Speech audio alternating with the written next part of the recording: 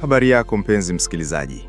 Kisa chetu cha leo kinamzungumzia kijana mbunifu wa kutengeneza vifaa tiba, ambaye katika ubunifu wake wa kutengeneza vifaa tiba anajikuta akitengeneza kifaa chenye uwezo wa kuunda dunia nyingine bila yeye kujua. Kifaa hiki kilikuja kusababisha matatizo makubwa kwenye maisha yake. Ilikuwaje? Jiunge nami katika kisa hiki cha kusisimua.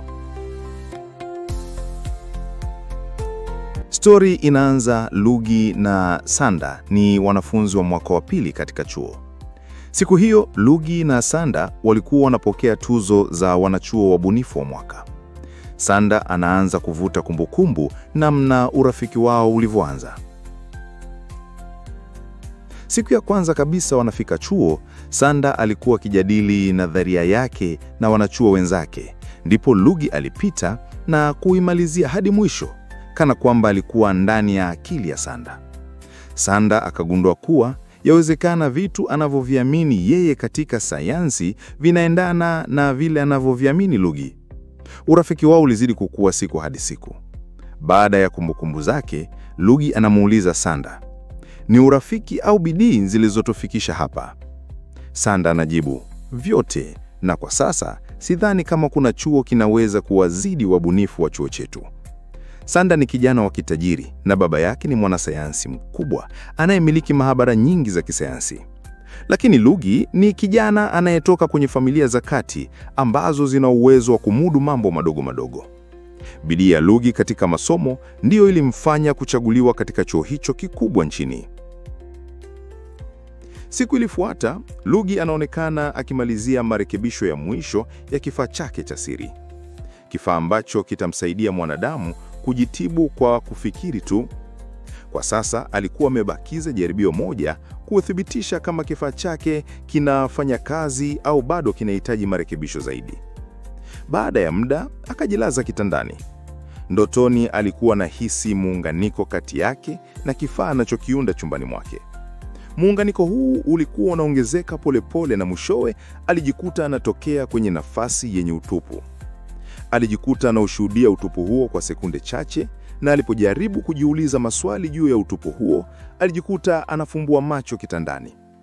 Alipoamka, akajiuliza, hii ni ndoto au uhalisia? Akageuka na kukiangalia kifaa chake. Akanyenyuka na kukisogelea huku akiwa anasogeza mikono mbele kukishika. Mikono ya Lugi ilitetemeka kidogo. Kisha akaona kuna waya mmoja au kuunganisha vizuri alipokuwa akiunganisha waya wa mwisho kwenye kifaa chake. "Unafikiri utafanikiwa?" Sauti ya Sanda ilimshtua, ikimfanya karibu atoe mshituko na kuondoa waya zaidi. Sanda alikuwa amesimama mlangoni, macho yake yalikuwa yakimchunguza kwa tabasamu.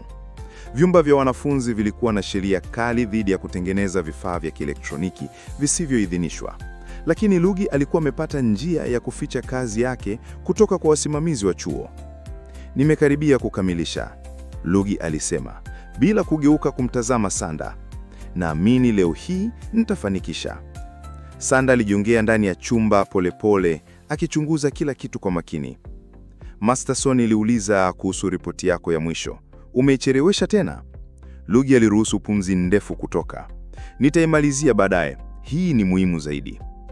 "Unapoteza muda wako," Sanda alisema kwa sauti ya chini, akisogea karibu na kifaa. Lugi aliitika huku akielekeza umakini kwenye kifaa chake. "Kuna mengi zaidi kuliko unavyodhani, Sanda. Kifaa hiki hakikuundwa tu kwa ajili ya kutumia nguvu za akili kutibu. Nimeanza kugundua kingine zaidi." Akasogeza mbele kifaa chake kilichokuwa na muundo wa spiral uliotengenezwa na waya na vipande vidogo vya kristali. "Leo nimepata mafanikio makubwa," Lugi alisema huku sauti yake ikitetemeka kwa msisimko. "Nimeweza kuona ulimwengu mpya kabisa. Sikuwa tu naota, nilikuwa huko, Sanda. Niliweza kuhisi vitu vingine. Nadhani kifaa hiki kinatufungulia njia ya kuelekea katika ulimwengu mwingine kabisa." Macho ya Sanda yalipata mng'ao wa hatari. Alijitahidi kuficha shauku yake. "Unadhani kweli unaweza kuunda ulimwengu mpya?" "Si kuunda, bali kugundua," Lugi alisisitiza, akiweka kifaa chake kwa uangalifu mezani. "Nadhani ulimwengu huu unaambatana na mingine, labda isiyohesabika. na nadhani akili zetu zinaweza kuwa daraja la kufika huko.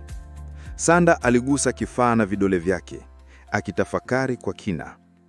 Kama utatoboa, utaleta mapinduzi katika ulimwengu wa sayansi, Lugi. Unajua hilo, sivyo? Lugi aligeuza uso wake kumtazama Sanda, akishtuka kugundua tabasamu la ajabu usoni mwa mwenzake. Ndiyo, lakini sio kwa ajili ya umaarufu, ni kwa ajili ya elimu, kwa ajili ya kufahamu ukweli wa ulimwengu wetu. Na ukweli huo utakufanya uwe tajiri na maarufu. Sanda aliongeza, hapana, nataka kuifanya dunia iwe mahali ambapo kila mtu atafurahia kuwepo, japo hata kwa udogo tu. Tunaweza kufanya hivi pamoja. Kesho usiku, baada ya mtihani wa Masterson, tutajaribisha kifaa hiki pamoja. Tutaweza kuona miujiza pamoja. Sanda akatabasamu. Nitakuwepo, aliahidi. Sitaipitwa na historia inayofanyika. Wakati huo huo, kifaa kidogo kilianza kutoa mwanga wa kupendeza zaidi, kana kwamba kilikuwa kinasikiliza mazungumzo yao. Katika kioo chake, badala ya kuwa kisi uso wa Lugi au Sanda, kilionekana kitu kingine kabisa. Mandhari ya ulimwengu usiojulikana, ukiwasubiri.